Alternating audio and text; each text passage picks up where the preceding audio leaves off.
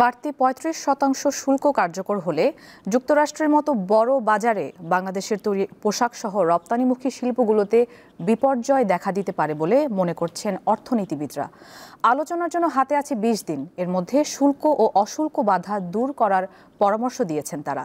এমন অবস্থায় শুল্ক চুক্তি নিয়ে যুক্তরাষ্ট্রের স্থানীয় সময় বুধবার দেশটির বাণিজ্য প্রতিনিধি দফতরে আলোচনায় বসছেন বাণিজ্য উপদেষ্টা শেখ বশির উদ্দিনের নেতৃত্বে একটি প্রতিনিধি দল।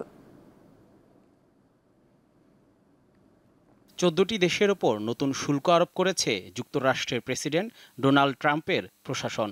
বাকি দেশগুলোকে ১ আগস্ট পর্যন্ত এক্ষেত্রে ছাড় দেওয়া হচ্ছে। নতুন শুল্কের আওতায় পড়েছে বাংলাদেশ।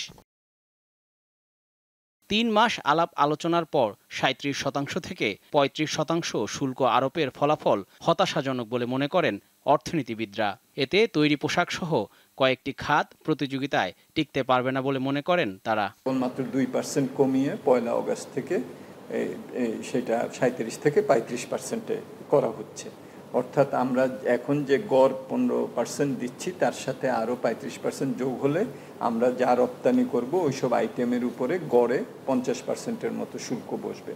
তিনি বলেন, গড়ে ৫০% শুল্ক বসবে, যেটা বাংলাদেশের রপ্তানির জন্য বড় বিপর্যয় ডেকে আনবে। তো আমাদের যারা প্রতিদ্বন্দ্বী দেশ ছিল, যাদের সাথে আমরা গত ৩ মাসে ১০%-এর একটা সমপর্যায়ে আমরা ছিলাম, তো এখন তো দেখা গেল যে একটা পার্থক্য হয়ে যাচ্ছে।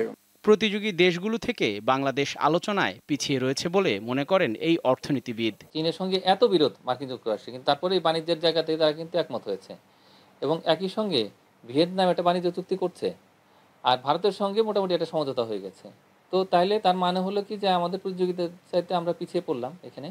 তিনি মনে করেন, হাতে যে সময় আছে এর মধ্যে সংকট সমাধানে আলোচনা চূড়ান্ত করতে হবে। প্রয়োজনে যুক্তরাষ্ট্রে বিনিয়োগের পরামর্শ দিয়েছেন তিনি। ডোনাল্ড ট্রাম্পের ওই চিঠির মধ্যে এটাও আছে যে আমরা যদি বিনিয়োগ করি তাহলে সেক্ষেত্রে শুল্ক আরোপ করা হবে না, বা তাহলে সেই ক্ষেত্রে কিন্তু আমাদের এখানে বড় একটা সুযোগ আছে। বাংলাদেশের আরএমজিগুলোর মধ্যে বেশ কিছু high end RMG producing company আছে, তো তারা কিন্তু এই উচ্চ মূল্যের পোশাকের কিছু কারখানা মার্কিন যুক্তরাষ্ট্রে স্থাপন করতে পারে। যুক্তরাষ্ট্রের মতো বাজার হারালে রপ্তানি খাতে বাংলাদেশের ঘুরে দাঁড়ানোর আর উপায় থাকবে না বলে মনে করেন তিনি। ধরনের কিন্তু ইমেজ বাংলাদেশের জন্য ভালো কোনো বার্তা বয়ে নিয়ে আসবে না। জহিরুল মোহসান, দীপ্ত সংবাদ, ঢাকা।